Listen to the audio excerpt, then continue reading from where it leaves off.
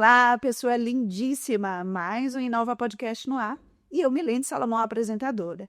Coisa muito boa é começar falando da Nil Dental Care, o nosso grande patrocinador. E, para falar a verdade, a Nil é uma marca que veio revolucionar o mercado em relação à sua saúde bucal.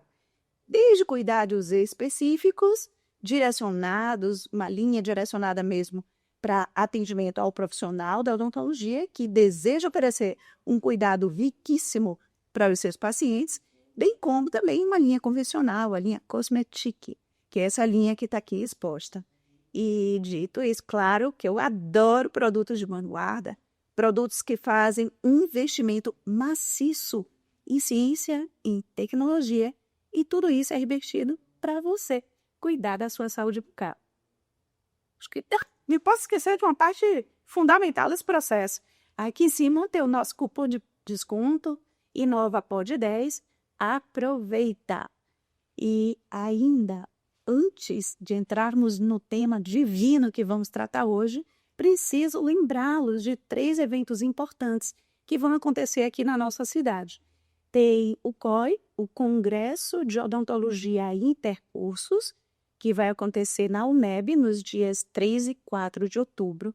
Um congresso maravilhoso, no qual a gente tem a oportunidade de conversar, de aprender, não só com profissionais da área da odontologia, mas profissionais da medicina, enfermagem, educação física, fisioterapia, nutrição. Como o nome diz, Congresso de Odontologia Intercursos. Então, evite impedido. Mas temos também o meeting acadêmico da ABO e a joia, a jornada odontológica que vai acontecer na Universidade Federal da Bahia. Claro que você não pode ficar para trás e fica atento, acompanha e participa. Inscreva os seus trabalhos científicos nos eventos que ainda tem tempo, ainda tem prazo para fazer essa submissão, tá bom? A gente vai se encontrar nesses 3 eventos. E, finalmente, entrando no tema de hoje, eu tenho um prazer tão gigante de ter um profissional extremamente admirável, Dr. Alisson Batista. Em bastante tempo que eu estou convidando ele para fazer parte aqui conosco do Inova e, finalmente, esse momento chegou. A agenda dele é ultimamente apertadíssima, ele é um profissional, mas exemplar, e atua de uma maneira muito grandiosa na área da endoscopia da coluna. Seja muito bem-vindo, Dr. Alisson. Um prazer gigantesco em tê-lo aqui conosco. É uma honra para mim. Mira, para mim é um prazer. Obrigado pelo convite. Na verdade, a gente já tem se falado, né? A gente está se falando, na verdade, há um tempinho, né? Mas, graças a Deus, a gente conseguiu um espaço na agenda. Para mim é um prazer estar aqui com você, no Inova, participando aqui desse bate-papo, né? Vai ser bem... Eu vou ficar bem à vontade, você já me deu essa oportunidade e pode ter certeza que a gente está bem confortável realmente para falar desse assunto tão importante que tem crescido muito aqui no nosso país, que é a cirurgia pulvino-endoscópica. Pois, maravilha isso, né? O escopo elementar do programa é falando de ciência, tecnologia e, claro, né? O nome já fala. Perfeito. Inovação. Então, é muito lindo a gente ver a evolução dessas possibilidades, desses recursos terapêuticos que são oferecidos aos pacientes e o quanto que isso agrega, melhorando mesmo o quadro, né, de dor, enfim, na maioria das vezes que se apresenta. Isso é verdade. E aí eu vou perguntar de uma maneira bem didática, né? Muitas pessoas que nos assistem não são necessariamente profissionais da área da saúde, não. Então, tem gente que gosta de inovação, gosta de novidade, e gosta de agregar valor mesmo, né, no seu conhecimento. E a gente vai conversar lá bem levinho. Mas antes, que eu não vou deixar escapar, eu olhando sua rede social, tem 2 coisas muito legais. Eu vou pedir para que você comece a falar sobre isso. Eu sou professora de histologia e eu desenho muito, de fisiologia humana também, né? Eu desenho muito no slide, muito. E vi que você organiza através de desenhos minuciosamente explicados as suas cirurgias. Eu achei um dom, uma habilidade incrível. Então, fala um pouquinho sobre... Oi, Vila, na verdade, assim, essa ideia da gente tentar esboçar mais ou menos ali qual que vai ser a nossa programação cirúrgica, ela vem um pouquinho da nossa formação da ortopedia. Então, na minha faculdade, na Escola Paulista de Medicina, a gente tinha esse programa, na verdade, né? Essa obrigação. A gente queria fazer a cirurgia, a gente fazia uma programação. E essa programação era, basicamente, os passo a passo da cirurgia, propriamente dita. Quando eu me formei na minha subespecialidade, que é a coluna, veio sempre esse mesmo intuito ali de tentar programar qual que seria o passo a passo da cirurgia. E quando eu comecei a fazer, que a gente vai entrar nesse assunto aí da cirurgia endoscópica, que eu ia operar com uns colegas em determinados estados, cidades pelo país inteiro, eu vi a necessidade de, às vezes, tentar mostrar ali o que nós poderíamos encontrar, onde é que está ali o problema do paciente, tentar, e um esboço, né? A gente tentar resumir ali qual que vai ser o passo a passo da cirurgia. Isso é uma maneira que, ao longo dos tempos, eu percebi que é uma maneira que eu interagia mais com os colegas neurocirurgiões e ortopedistas de coluna, com a própria equipe ali no centro cirúrgico, porque de repente ali a enfermeira falava, caramba, olha, o instrumental vai ficar em tal local. Perfeita. Exato, então a gente conseguia dessa maneira interagir todos ali lá no ambiente cirúrgico, deixando o ambiente mais relaxado. Eu sou um cara super extrovertido, então isso foi uma maneira que virou uma marca minha, na verdade, né? Gente, mas os desenhos são impecáveis. Você nunca colocou nenhum no quadro, hein? Aí você fala esboço, mas aquilo ali parecia uma obra de arte. É impecável. Eu acho que eu analisando. Vai da saúde e trite tudo direitinho ali. Nila, Sim, eu analisando os primeiros desenhos que eu vi, falei, caramba, que desenho feio. Eu fui evoluindo, acho que um pouquinho, sabe? E a gente acabou mesmo adaptando algumas coisas. Realmente o pessoal fala que eu tenho uma letra bonita, tenho uma letra padrão de médico, né? Aí, Mas assim, eu vi que era um negócio que para mim é interessante para a gente poder realmente analisar o exame do paciente, né? A ressonância magnética propriamente dita, e a gente ter ali um esboço para a gente ter aquilo como a meta e o objetivo da cirurgia. mas eu acho fantástico, né? E muito didático também. Desenho bonito, letra bonita, tudo organizado, enfim. E tem uma outra coisa também, assistindo, né? Um podcast você fez, acho que você realizou ele em São Paulo. Foi em São Paulo? Isso. Você conta uma. Eu vou entrar no assunto, tá? Mas para que a gente possa te conhecer um pouquinho melhor. Você tem uma história de vida muito bonita.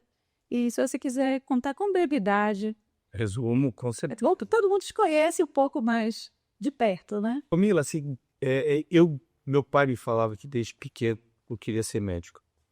E eu sou nascido em São Paulo, interior de São Paulo. Porém, meu pai, devido ao seu trabalho, ele era transferido. Então, a gente morou em vários estados. Morei no Maranhão, 6 anos. Morei no Rio Grande do Sul, Espírito Santo, Bahia, no Extremo Sul. Aqui também. Moramos aqui. Na verdade, eu morei aqui um período. Meus pais ainda moram na Bahia. Meus pais moram em Mucuri. Na verdade, Itabatã, que é distrito de Mucuri, Extremo Sul da Bahia. Divisa com o Espírito Santo. Então, eles moram lá até hoje. E eu, depois de um tempo, com meus 15 para 16 anos, com o intuito de fazer realmente a medicina, eu acabei indo para São Paulo. O irmão do meu pai, o caçula, mora lá, falou pro meu pai, manda o WhatsApp para cá, aqui tem mais recursos, etc, tal. Com isso eu fui para São Paulo. Fui morar em São Paulo, terminei o terceiro colegial, e aí realmente tentar fazer o vestibular para entrar em medicina, que não foi nada fácil. A gente estudou sempre escola pública e não falo com demérito nenhum, muito pelo contrário, mas a gente sabe a dificuldade em relação à questão das greves na época, o conteúdo nem sempre é o mesmo, não era completo, então a gente tinha uma deficiência muito grande do conhecimento técnico das matérias em si. Mas a gente acabou fazendo cursinho, eu fiz prova de bolsa, depois eu comecei a trabalhar no próprio cursinho como uma maneira de eu ter uma bolsa de estudo. Na época meu pai não tinha condições de pagar um cursinho pra gente, mas enfim, a gente acabou ali, eu com o meu objetivo focado em fazer realmente a medicina era aquilo que eu queria mesmo, sabe? Não, Mila, você não tem noção. Então, assim, é óbvio que quando a gente fazia o vestibular final de ano que não passava, vinha aquele desânimo, mas eu lembro até hoje, em das vezes que eu prestei, das várias vezes que eu acabei prestando, meu pai falou, filho, você está desanimado por quê? Logo após que eu fiz uma prova, que não passei, que o resultado não foi Vamos esperar. o esperado, né?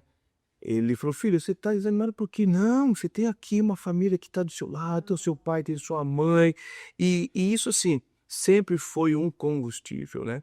Para a gente poder avançar, e quando chegou a minha vez, a minha hora aí de passar numa das grandes faculdades de medicina que tem no país, que é a Unifesp, para mim foi um sonho realizado imenso.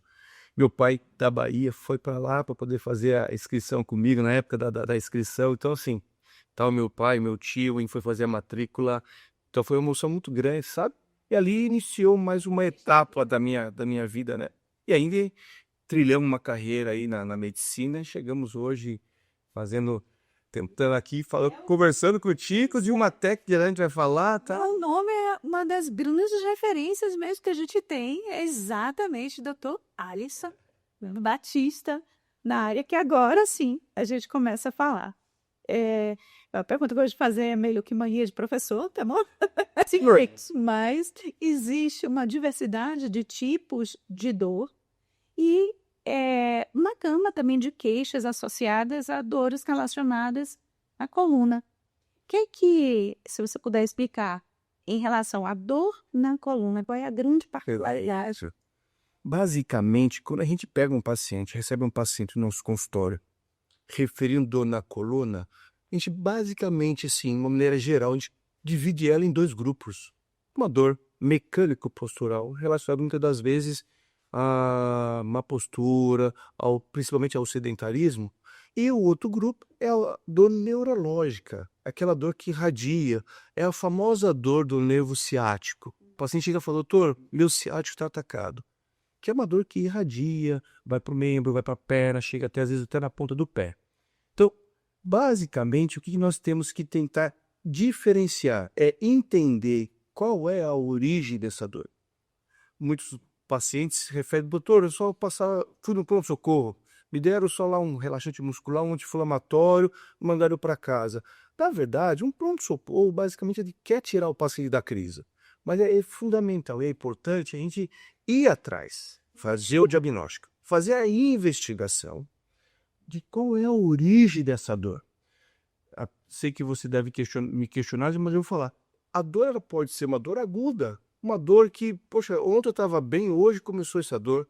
Ou a gente fala de uma dor crônica. Teoricamente, tem alguns conceitos, mas basicamente dor há mais de 6 meses, a gente já considera talvez uma dor crônica. Que é aquela dor que está já lá atrás, talvez tomei um remedinho, viu melhorado, deu uma amenizada, diminuiu um pouquinho o esforço e tal. Então a gente tem que entender e caracterizar essa dor para que a gente possa fazer o tratamento correto.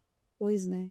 Até porque depende, a instituição do tratamento vai depender exatamente do diagnóstico. Não tem dúvida, o diagnóstico ele é fundamental. Temos que saber o diagnóstico para poder saber qual que é a terapia, qual que vai ser o tratamento. E muitas das vezes, entrando nessa questão do diagnóstico, o que é importante? Às vezes é uma dor que ela não tem uma única causa. Nós temos que avaliar todo o conjunto, os multifatores que podem influenciar naquela dor, principalmente na dor dita crônica. Isso é importante. Importante. E importante mesmo falar tudo isso, para ficar claro para todo mundo, né? Tá vendo que eu disse a mania de professor? Eu falei, vou perguntar o bom gente construída Tá já. a ideia. E a medicina, ela tem medicina só não, né? Todas as áreas, na verdade, tem uma coisa que para mim é muito linda. Não tem como parar no tempo, porque a gente está passando por um momento de grande evolução tecnológica, evolução científica também, que proporciona tudo isso. Não tenha dúvida. E surge a possibilidade de se tratar algumas questões relacionadas à coluna com cirurgias minimamente invasivas. Então, o que é a cirurgia minimamente invasiva e onde entra a endoscopia nesse rol? Milá, a questão do tratamento das patologias da coluna, elas não são de agora, né? Já existe tratamentos consolidados, consagrados para tratamentos para diversas patologias. Desde as cirurgias ditas, cirurgias complexas, cirurgias não tão mais invasivas, como as cirurgias abertas, para a escoliose, para as deformidades, e até mesmo para as dores crônicas. A cirurgia minimamente invasiva, ela tem o conceito, não deixa de ser uma cirurgia de alta complexidade, porque eu vou operar a coluna em paciente. Porém, ela é dita minimamente invasiva porque a gente vai ter menos agressão tecidual, basicamente. O que é importante deixar claro é que isso aí entra até um pouquinho na questão técnica para os colegas nossos, neurocirurgiões, ortopedistas de coluna, quem faz cirurgia. O conceito de minimamente invasiva não é porque só é um buraquinho pequeno. Tem a questão do tempo cirúrgico, tem a questão das comorbidades que o paciente pode ter associadas. Então, tudo isso faz com que a gente tenha esse conceito de minimamente invasiva. E já é praticado já há um tempo. Porém, com a evolução da tecnologia, a gente adquiriu, né, ferramentas para que a gente possa atingir o mesmo objetivo de uma cirurgia aberta. Esse é o conceito que não me... Mila, é fenomenal. Por exemplo, a endoscopia. Já se faz a endoscopia nas outras especialidades, tá? Na própria ortopedia, cirurgia de joelho, por exemplo, cirurgias de ombro, já existe ali uma cavidade que o cirurgião, através de alguns portais, vai entrar com uma ótica lá dentro. Então, o conceito da endoscopia é isso, entrar com uma ótica. Eu ir com uma visão lá no foco. E, através dessa ótica, a gente resolveu a patologia do paciente. Não ter a necessidade de fazer o que a gente chama de cirurgia a céu aberto, né? Isso que favorece muito o processo de recuperação. Não Sim. tenha dúvida, esse é um dos grandes diferenciais. É a gente agredir menos, possibilitando uma maior e melhor reabilitação. Mais rápido. Não tenha dúvida, não tenha dúvida. O que a gente preza hoje é justamente a gente tentar tirar a dor do paciente e reabilitar para as suas atividades corriqueiras. Esse é o objetivo. E como é que você explica para um paciente? Para quem é da área, fica mais fácil, né? De colega para colega, médico, cirurgião da área, enfim. Mas para um paciente, como é que você explica para ele o que é a cirurgia endoscópica? Endoscópica. Basicamente, o que a gente acaba explicando para o nosso paciente, você que pode estar assistindo a gente, muitos pacientes já sabem ou já tiveram algum caso da família que operou a coluna, colocou parafuso. Vou entrar também um pouquinho no detalhe, e isso está relacionado também ao avanço da tecnologia. Passar parafuso, será que dá para fazer endoscopicamente ou não? Enfim, mas basicamente a cirurgia por videoendoscopia, a gente explica para o paciente que a gente vai entrar com uma ótica, uma câmera, através de um furinho na coluna e tentar resolver o problema dele. Antigamente, quais as doenças, basicamente, que a gente tratava por videoendoscópica? As famosas hérnias de disco. Eu ia perguntar as indicações, mas você já está adiantando. Então, basicamente, no começo era o tratamento para as hérnias de disco, que é o fragmento do disco que está lá fora do seu local, e aí está comprimindo o nervinho, que vai formar o famoso nervo ciático. Por isso, esse fator físico comprimindo o nervinho vai causar um processo inflamatório e as funções do nervo, sensibilidade, força e reflexo, ficam alteradas. Sensibilidade, o paciente muitas vezes vai chegar para a gente e falar: doutor, estou com uma dormência, está com formigamento. Então, a gente já na história clínica já entende que possa ter algum fator compressivo, uma hérnia disso. E aí, independente do quadro, da idade do paciente, os fatores, às vezes a gente tentando os outros tratamentos, né, que a gente chama de não cirúrgicos, os tratamentos conservadores, fisioterapia, uso de medicação, se o paciente não está evoluindo bem, ele tem uma indicação, às vezes, de tratamento pela via endoscópica. Então, eu explico como vamos entrar com uma óticazinha, uma câmera lá no local onde está aquela hérnia, deslocar isolar o nervinho, que é um cara importante, e tirar um fragmento de disco. Como eu comparo para os pacientes, principalmente para a hernia de disco? Imagine 2 bolachas e a manteiga. A gente aperta ali, as bolachas extravasam a manteiga. É como se nós pegássemos uma faca e fosse só raspar aquele excedente. Essa é a ideia da endoscopia. É como se nós fosse bem pontual, cirúrgico mesmo, no termo complexo que é da cirurgia, pontual ali e tirar somente o fragmento de disco. Que didático! Tá vendo? É bom. Às vezes a pergunta, ela é óbvia, né? Mas é óbvio que tá assim. Na verdade, os pacientes eles precisam disso. Eu procuro trabalhar justamente com essas referências para ele. E outra importante, o paciente entender o que ele tem e qual é o propósito cirúrgico, ele adere ao tratamento, né? Sim. Isso é importante, porque o ato cirúrgico é uma das fases do tratamento. Por isso que a cirurgia minimamente invasiva, ela tem esse apelo e essa evolução.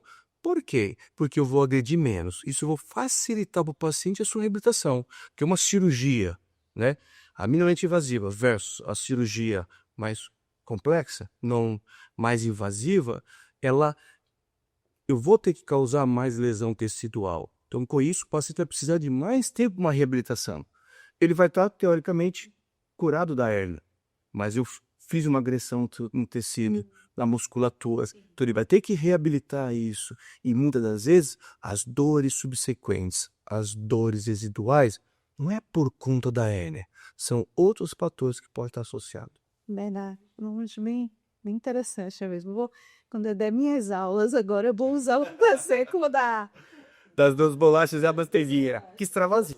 É isso. Porque eu adoro dar aula, né? Na fisiologia, a área que eu mais gosto é a parte sistema nervoso, de fato, né? Olha, por E aí, quando eu tô lá ilustrando sobre por entrar, aí eu comento sobre a hernia de disco e tal. Mas o exemplo eu achei bem interessante. Eu já vou pegar para mim. Dizem que roubam figurinha, né? Por relógio. Fica à vontade. Mas vamos lá. Quais são os grandes benefícios da cirurgia endoscópica para o cirurgião? Então, quando ele utiliza esse recurso, né, como técnica, e para o paciente. Muito. Para o paciente, você já até respondeu algumas coisas. Mas vou complementar mais um pouquinho. É importante que a gente, obviamente, atinja o nosso objetivo. Muitas vezes uma cirurgia, pensando até nas cirurgias mais as complexas, cirurgias não tão invasivas, a gente vai ter um determinado tempo para o ato cirúrgico, a gente vai ficar ali exposto às radiações, porque a gente precisa identificar a localização das estruturas anatômicas, né? Claro, a endoscopia, pensando, por exemplo, nas deformidades, por exemplo, são cirurgias de 6 horas, 7 horas, 8 horas. Então, o tempo cirúrgico é importante também para nós. Por quê? Chega um determinado momento da cirurgia, nós somos seres humanos, nós cansamos. Sim. A nossa mente está ali voltada. Imagine só, operando um caso, muitas vezes é o pai de algum colega médico, ou é realmente algum paciente próximo. Então, o fator psicológico, do tempo cirúrgico, da responsabilidade, tudo isso influencia. Quando a gente realiza cirurgias minimamente invasivas, é natural que eu estou agredindo menos os tecidos desse paciente. Então, consequentemente, eu vou ter menos dores, eu vou ter menos resíduo de dores para esse paciente, ou gerar menos agressão tecidual. Então, para nós cirurgiões, é muito mais cômodo fazer, por exemplo, uma cirurgia de hérnia, o que a gente discute muito, inclusive em congressos, até mesmo com os colegas que a gente acaba indo fazer consultoria, operar para alguns colegas, a técnica endoscópica poxa vida, isso que é feito com a endoscopia é a mesma coisa que a gente faz aberto, concordo. Porém, fazer aberto, a gente tem maior chance de lesão tecidual ou até mesmo de não conseguir atingir o objetivo específico. Eu sei que tem muitos cirurgiões que vão escutar, vão ver esse nosso papo e vou questionar, poxa vida, ok, entendi, mas a era que você faz por endoscopia, eu faço muito bem a cirurgia aberta, concordo. Mas aí entra um fator que é indiscutível, a reabilitação desse paciente, o retorno desse paciente às suas atividades, né? O tempo cirúrgico, muitas das vezes, ok, é importante ter um questionamento dos colegas de respeito, eu faço cirurgia aberta também, mas com o advento dessa tecnologia, dessa cirurgia endoscópica, faz muito tempo que eu não faço, por exemplo, uma hérnia aberta. Sempre por endo, né? Endo muito.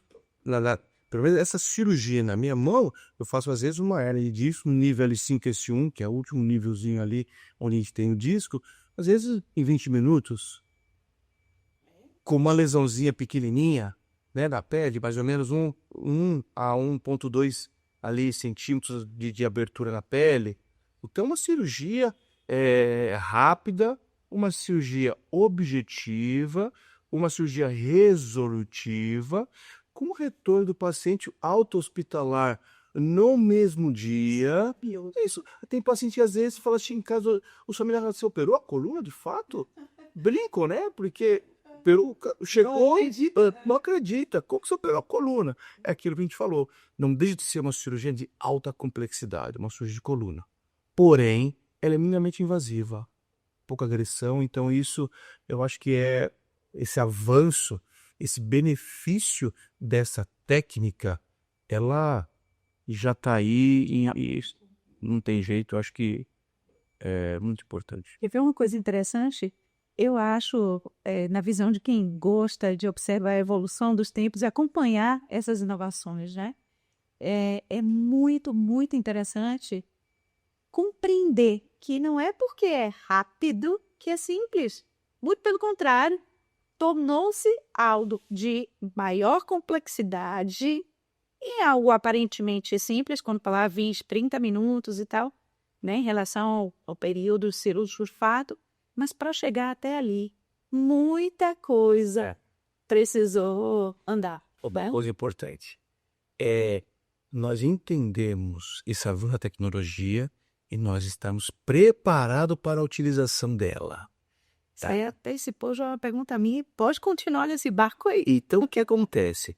Que a gente vem discutindo muito é a evolução, a curva de aprendizado do cirurgião, que nós temos que respeitar isso. Como eu falei, o tempo cirúrgico ele é importante para a gente caracterizar uma cirurgia minimamente invasiva. Agora, não é porque eu fiz um furinho que eu estou tentando chegar no objetivo, só que lá eu estou apanhando na anatomia, eu estou tendo dificuldade ali com o sangramento. Isso aí, a cirurgia que, ok, um tempo legal, 1 hora de cirurgia, acabar ficando 4, 5, 6 horas. A gente pode ter outras repercussões. Porque a cirurgia por via endoscópica, ela exige um meio aquoso. Então, existe ali um soro irrigando o local. Então, aquele soro está entrando dentro do paciente. Isso aí pode se dissipar pelo próprio paciente, ou quando a gente abre o canal medular, onde estão os nervinhos lá. Esse soro pode causar algum dano. Então, não quer dizer que é minimamente invasiva, que é toda e qualquer cirurgia. Ela tem os seus riscos. Ela tem os seus benefícios e malefícios. Tem seus riscos. Olha só, uma cirurgia por via endoscópica tem chance de eu ficar sem andar? Tem. Tem chance de ter uma lesão do nervinho e eu ficar com um déficit em uma perna? Tem. Então são riscos que nós temos que levar em consideração. Embora, muitas das vezes, a gente tendo a tecnologia na nossa mão, a gente aperfeiçoando, obviamente, esses riscos diminuem. Eu tenho que falar para o meu paciente, Milá, tem chance de ter uma lesão do seu nervinho. Agora, qual é a porcentagem? De acordo com a habilidade que a gente está adquirindo.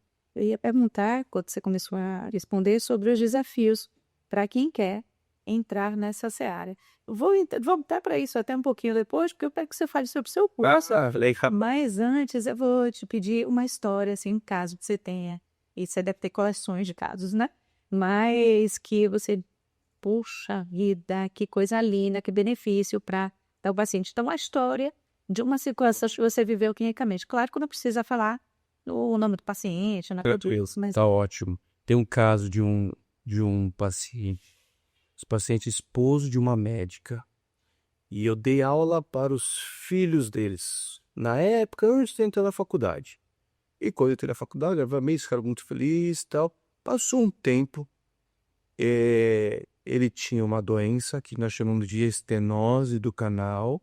Então, uma das indicações não é só a hérnia de disco. Hoje a gente consegue fazer, tratar muitas patologias da coluna, que não só a hérnia de disco que vai causar dor. Um quadro de estenose. Estenose é quando tem um estreitamento do canal, onde os nervos estão passando. Então, o paciente, além de dores que ele pode sentir fraqueza nas pernas. Às vezes, também não é a dor propriamente dita. Ele fala, doutor, eu estou em pé um tempinho aqui, eu não consigo, eu tenho que sentar, porque dá uma fadiga dos membros. Enfim, eu vou falar paciente, mas é um amigo, né? Veio a se queixar, passou comigo no consultório, depois de anos sem nos ver, porque os filhos já tinham se formado, tudo mais. E ele tinha justamente um quadro de estenose do canal.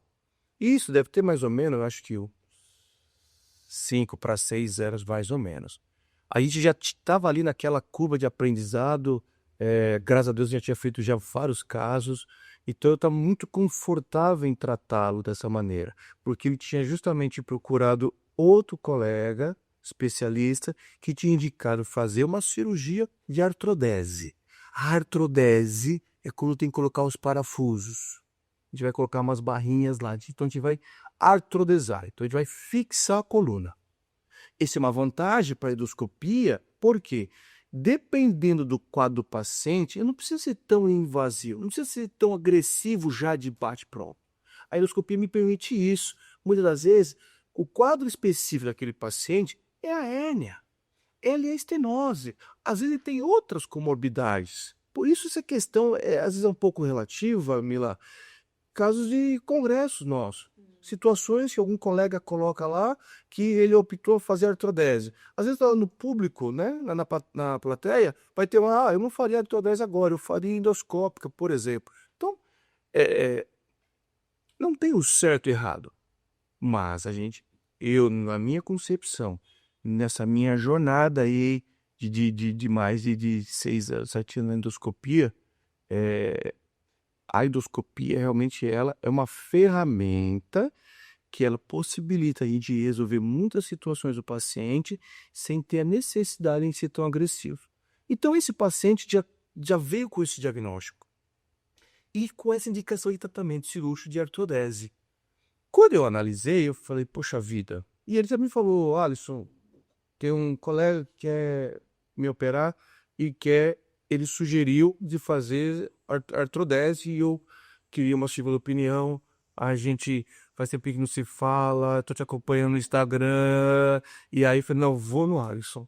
Quando ele foi conversar com a gente, obviamente a gente examinou ele, que é importante a gente fazer a nossa anamnese, fazer um exame físico bem detalhado, minucioso, para a gente poder entender que a endoscopia ela é pontual.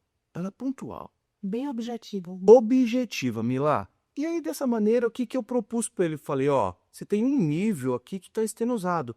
Desenhei para ele, como eu sempre faço no consultório, e também desenhei, poxa, a primeira coisa que os pacientes falam, poxa vida, ninguém me explicou igual você explicou.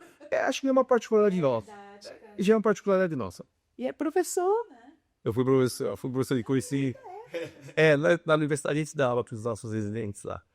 E aí eu peguei e expliquei para ele, falei, eu, considerando você meu pai, considerando você meu irmão, considerando você meu filho, considerando você, eu pensaria nesse momento em não fazer uma artrodese. Eu pensaria em fazer uma descompressão. Vamos dar um foro para esse nervinho. Como você vai reabilitar? Porque se eu tirar esse cômodo seu, você vai conseguir reabilitar melhor, fazer uma fisioterapia, um tratamento de reabilitação, etc. Tal. Vou tentar te dar qualidade de vida, que é esse objetivo. A artrodese vai promover isso? Também pode. Isso é uma coisa que ele discute muito. Mas tá bom, e qual que é melhor? Muitas das vezes, quem vai fazer artrodese vai ficar bem. Quem fizer endoscópica vai fazer bem. Mas é óbvio que com artrodese, com uma cirurgia mais agressiva, a chance dele ter dor residual, outras complicações, são maiores. É aquela questão do isso, do benefício e do malefício. Então, ele falou, Alisson, quero fazer endoscopia. Quero fazer essa técnica. E aí a gente acabou dando o convênio, tinha o convênio, etc. Tal. Demorou um pouquinho para liberar, tal. Mas nesse período, enquanto liberava, eu falei, vamos continuar fazendo uma fisioterapia. Eu otimizei um pouco a medicação para ele e tal. E aí, ele tinha, inclusive, outras comorbidades, que é o que preocupava ele. Eu tenho problema cardíaco, pressão alta, não sei o quê, tal, tem um stent e tudo mais tal. A cirurgia de artrodese, que ela faz naturalmente, exigia um tempo maior de ato cirúrgico. Então, o preparo desse paciente, avaliação pré-anestésica, etc, tal. O próprio, ele tinha outros colegas, né, amigos médicos, o corpo da esposa ser médico, cardiologista, e falou, não sei não, só para fazer artrodese. Então, já estava existindo já quase que uma contraindicação de fazer a artrodese, pelo tempo cirúrgico, pelas comorbidades. Quando a gente comentou da endoscópica, que o tempo cirúrgico é menor, operando de manhã, talvez daí alta período no final do dia, a não ser que o anestesista ou a avaliação pré-anestésica falasse, deixa ele um dia mais aí. Então, a questão de dar alta no mesmo dia não é uma obrigatoriedade, mas é um recurso que nós temos e, dependendo das comorbidades do paciente, opera de manhã, à tarde vai embora. No caso dele específico, por ele já ter algumas alterações cardíacas, o tempo de internação não é nem por conta da cirurgia da coluna, seria por conta da questão anestésica. Mas enfim, conversamos com ele, eu fiz uma cartinha, descrevi tempo cirúrgico mais ou menos esperado, tudo mais tal, mandei pro cardiologista e falou, opa, essa cirurgia aqui, falou para ele, essa cirurgia aqui, com esse tempo, segundo, pelo que o doutor tá falando aqui, beleza, eu autorizo, eu dou risco baixo, etc. Enfim, ele me ligou, o cardiologista, inclusive, que eu não conhecia. Expliquei para ele, falou, nossa, é possível fazer assim? Ele falou, o meu objetivo é só descomprimir ali. Ele falou, então tá bom, tô liberando. E aí, Mila, a gente realizou essa cirurgia, graças a Deus, uma cirurgia lisa. Em que sentido? Sem sangramento, sem outras alterações ali no intraoperatório. Foi mais ou menos uns 50 minutinhos de ato cirúrgico, tal, ao todo ali, até anestesiar, tal, um total ali de 2 horas. Poxa vida, quando ele acordou, e por se tratar de uma doença que nós chamamos de estenose, os sintomas são crônicos, não é do dia para a noite, a tal dor crônica. Então é um quadro arrastado. Engraçado que a gente, durante a cirurgia, algumas cirurgias, a gente convoca ou solicita uma equipe de monitorização. Santíssimo isso. É excelente. Coisa que o convênio às vezes não quer que a gente peça. Não quer. É um médico específico que ele vai colocar uns fiozinhos, eletrodos ali no corpo, para que, durante a nossa cirurgia, ele vai ficar monitorizando como é que está a função dos nervos, Mila. E isso é legal porque é como se fosse basicamente o meu sensor de reto, dando ré, se olhar para trás. Ele vai falar, tá o nervinho aí, sai daí.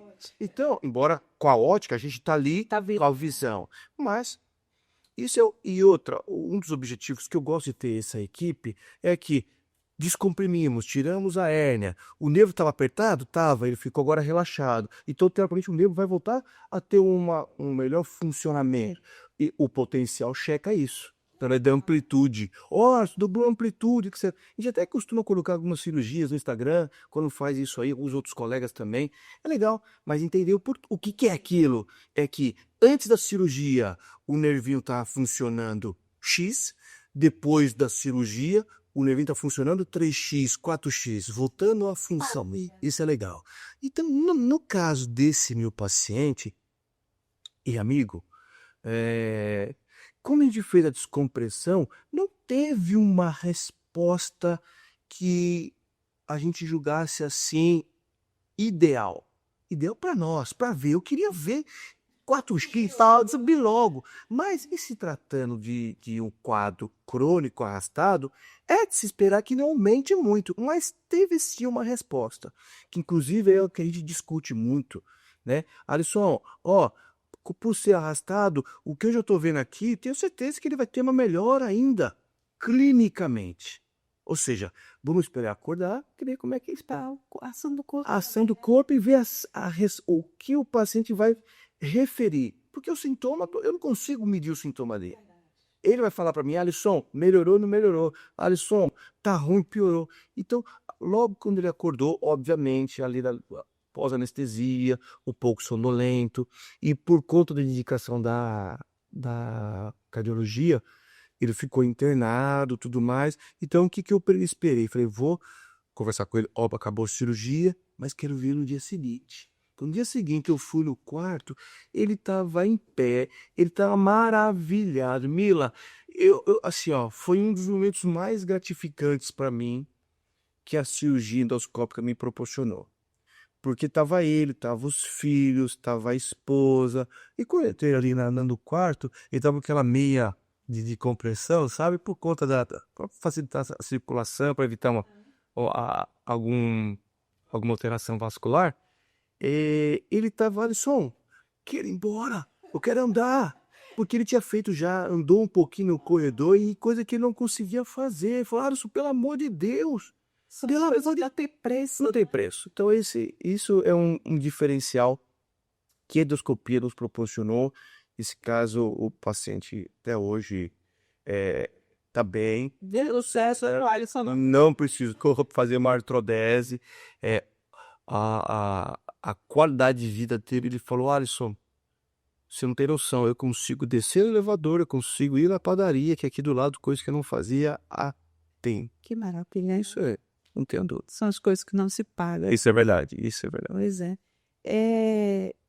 Antes até do que a gente conversou agora, a gente falou um pouquinho sobre os desafios e o tempo para a pessoa ficar habilitada, né, na técnica da cirurgia endoscópica da coluna. E você deu um curso sobre isso. Mila, Vamos falar um pouquinho sobre isso aí. a gente ao longo desses anos, como eu falei, eu sou formado pela Escola Paulista de Medicina, fiz tanto a medicina, a ortopedia e a coluna lá. E lá a gente tem um grupo muito forte, inclusive um dos grandes expoentes da endoscopia no Brasil, é de lá da Escola Paulista. E a gente tem a oportunidade de, lá no comecinho da minha formação, de acompanhar e presenciar o nascer da endoscopia. Tem outros colegas mais velhos que já faziam, de alguma forma, a cirurgia endoscópica, mas não tinha a repercussão que tem hoje, que chegou hoje a endoscopia. A gente fala que a endoscopia não é que ela vem crescendo, ela já cresceu, ela está aí. Eu acho que a gente viaja muito para fazer a consultoria de endoscopia, então eu viajo para o Maranhão, viajo para o Pará, Do país todo. o país inteiro, porque tem algum colega que está lá, que está começando a endoscopia, às vezes não tem a mão habilidosa ainda, né? Não adquiriu aquela confiança muitas vezes, então ele quer um consultor, que é um colega, no caso, para poder ali auxiliar, ó, aqui não estou conseguindo, é como se fosse Do professor. é o aprendizado para dirigir. Tá aqui, o instrutor tá aqui do lado, tá lá com o freio e a embreagem aqui. Qualquer coisinha ele breca aqui, não deixa acontecer nenhum dano. Então, a ideia da consultoria Brasil afora é isso que a gente acaba fazendo e a gente tem a oportunidade de fazer um network, conhecer vários colegas Brasil afora. Mas é importante ter essa evolução. E o que eu percebi e o que eu acabei fazendo é desenvolver o meu jeito de ensinar, esse amor que eu gosto muito daquilo que eu faço, de fato de acreditar na técnica, né? Não adianta a gente propagar uma técnica se a gente não confia nela e realmente ver se não tem resultado. Então, o exemplo que eu acabei de falar, né? Então, eu não tenho dúvida que se meu pai tiver uma hérnia, que eu não vou indicar para ele uma endoscopia. Talvez eu não vá operar meu pai. Vou indicar alguém pela parte emocional, mas, dependendo do caso, a gente vai indicar, né?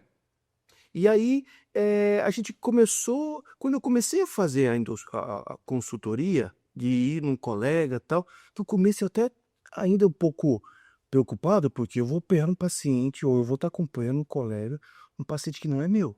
Então eu conheço o paciente.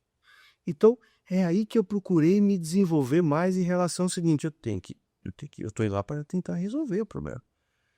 E os desenhos, analisar o exame, isso fez com que a gente desenvolvesse essa habilidade de ensinar.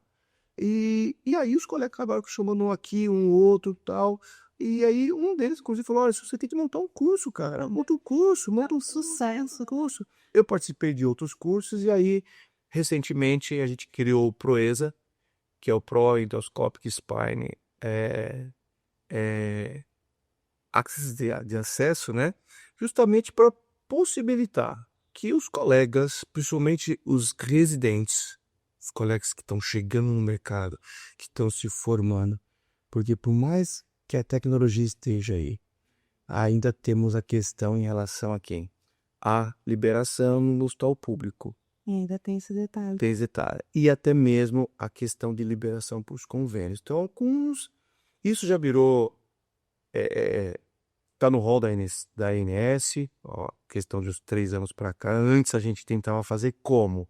A gente indicava a cirurgia de dissectomia percutânea, as empresas de alguma forma davam para a gente a endoscopia. Foi aí que a gente começou a desenvolver e hoje está no rol da ANS, então está lá. Existe lá o código de cirurgia por vídeo endoscópio na coluna. Que estamos numa briga porque, embora cervical faz parte da coluna, o rol não contempla cervical. O quê? Questão de burocracia. O termo lá, cirurgia endoscópica coluna lombar. Então os convênios, quando a gente pede cervical, não, cervical não pode. Mas não podia parar só na coluna? Pois é, ou específico, já fica Ou cada pedaço específico, né? Então, assim, e a questão das patologias, nós estamos falando da coluna, você falou coluna, mas a gente fala muito quando se fala em coluna lombar. Mas existem doenças e dores cervical, torácica, que a endoscopia também tem um papel importantíssimo. O que está crescendo aqui no nosso país é uma outra modalidade de endoscopia, a técnica biportal. O que nós estamos falando até agora, o que eu comentei, é a cirurgia endoscópica que a gente faz por um único acesso. Por esse acesso, a gente entra os instrumentais. Por isso, a questão do desenvolvimento, da evolução, do treino do cirurgião. Obedecer essa curva de aprendizado. Não queimar a técnica, ela é boa quando bem indicada. Temos que se entender. Não adianta, por exemplo, eu falei de deformidade. A gente vai usar endoscopia para deformidade? Não. Mas em se tratando de dor na coluna, em se tratando de algumas patologias que estão gerando essa dor, a endoscopia, seja ela pela técnica monoportal, diversos acessos, ou pela técnica biportal, vai resolver e a gente vai acabar trazendo qualidade de vida para o paciente. Lá. Então, o curso surgiu muito disso, da gente viajar bastante. E aí eu falei, caramba, eu preciso criar algo aqui, claro, algo que a gente gosta de fazer e que tem uma necessidade do público que está se formando. Nem todos os serviços de formação de neurocirurgiões ou de ortopedistas de coluna têm essa facilidade ou têm esse acesso da sua formação. Então, às vezes, o colega médico, ele não sai com essa habilidade. Ele viu, ele assistiu, ele sabe, que acontece muito hoje, mas ele não tem a mão. Então, não adianta nenhuma, 2 cirurgias que ele vai conseguir estar habilitado ou confiante em fazer. Por isso a importância de fazer um curso. Existe uma curva de aprendizado. Essa curva de aprendizado a gente fala que ela é exponencial. Só que o começo é lento. E muitas das vezes a gente não tem o tempo entre uma cirurgia, fez uma cirurgia. A próxima, às vezes, cirurgia endoscópica, vai passar ali alguns dias, ou até mesmo alguns meses. Então aquela mão, aquela habilidade, ela se perde um pouquinho. Então tem que ter uma constância. E o curso nosso aí, aproveito e faço o convite aos colegas que quiserem acessar o curso Proeza, Fellow Proeza. Ele desenvolveu de uma maneira, Mira, aproveitando o gancho que você me deu, da gente fazer com que o colega ele treine inicialmente ali num simulador de coluna, Depois ele vai para a parte de treino em espécimes, seriam os cadáveres, e também nos porquinhos vivos, com toda a documentação, etc. Tal, num centro que está autorizado a fazer esses tipos de treino em animais. E no terceiro dia ele vai comigo no centro cirúrgico, onde ele vai assistir, vai estar comigo ali fazendo uma cirurgia real, para surgir um paciente. Aprender direto da fonte, né? Pregou direto da fonte. E bom, legal. Para mim é muito gratificante quando eu vejo uma pessoa muito empolgada com aquilo que ela faz. Eu gosto, Mila. E mais ainda com aquilo que ela ensina. Né? Eu acho que é a alma do professor que fala mais alto. Foi um prazer muito grande. Poxa vida.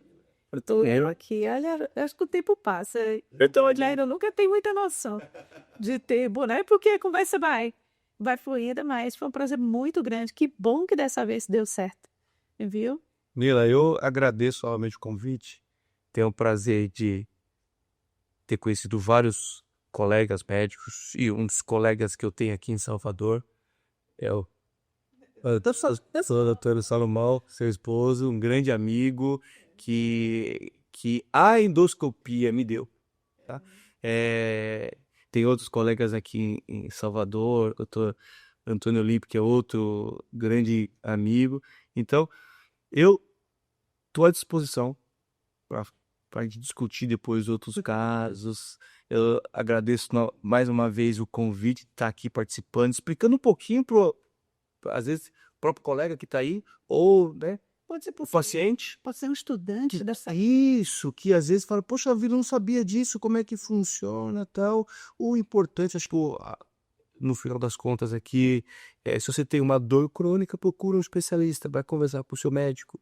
Às vezes o seu médico, se ele não é a especialidade dele, ele vai indicar com certeza alguém que possa te ajudar em relação a isso. A gente sabe que existem vários tratamentos hoje. Então a endoscopia é uma ferramenta, eu sempre falo para os nossos colegas, a endoscopia ela é uma ferramenta que está aqui na nossa caixinha, né? Não necessariamente eu vou ter que usar ela em todos os tratamentos, mas é uma ferramenta muito utilizada hoje, nós, cirurgiões de coluna. Pois é. Muito obrigada. Nada. Chegamos aqui, gente, ao final de mais um programa. E olhe que riqueza de conhecimento foi aqui compartilhado. Tá bom? E Nova Podcast, estamos finalizando. E claro que eu vou chamar a atenção.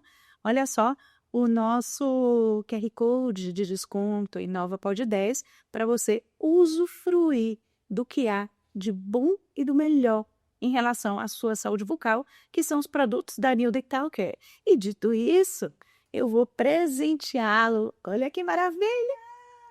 Aqui, meu convidado, ele não sai convidado, não. Ele sai presenteado com produtos de grande qualidade. É a linha Cosmetic da New Dental. Aqui o creme dental. Muito obrigado, Mila. Tá vendo que maravilha? Altíssima tecnologia associada, que é muito orgulho de falar dessa linha, porque ela é detentora de mais de 30 patentes, né, no Brasil e no mundo também, em outros países. E é uma linha que eu tenho muito, muito orgulho de falar dela. Tá bom? Muito obrigado. Pelo feito da nossa, aí eu com vontade de ficar falando esquerdo todo. Quando a gente gosta e confia, né? Isso é verdade. Mas é isso. Obrigada. Muito obrigado, Mila. Tá bom. E é isso, e a gente, novamente, repito, nosso cupom de desconto é Nova Pod 10 e até a próxima.